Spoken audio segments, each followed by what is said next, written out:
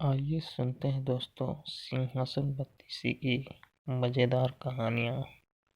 प्राचीन समय की बात है। उज्जैन में राजा भोज राज्य करते थे। वह बड़े दानी और धर्मात्मा थे।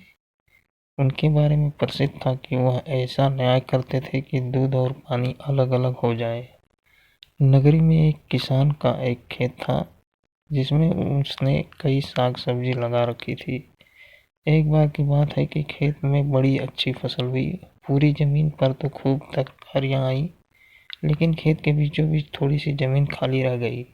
हालांकि किसान ने उस जमीन पर भी बीज डाले थे, लेकिन वहां कुछ नहीं उगा।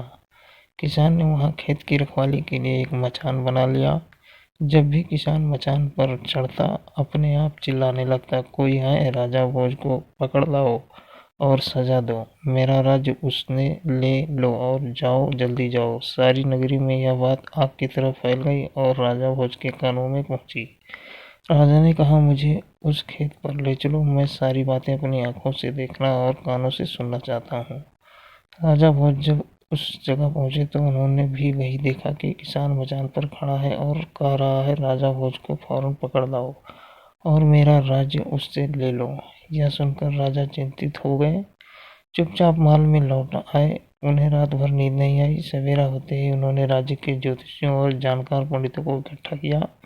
उन्होंने अपनी गोपनीय विद्या से पता लगाया कि उस मचान के नीचे कुछ छिपा है। राजा ने उसी समय आज्ञा दी कि उस जगह को खुदवाया जाए।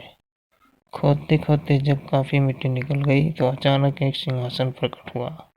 सिंहासन के चारों ओर 8-8 पुतलियां यानी कुल 32 पुतलियां खड़ी थीं।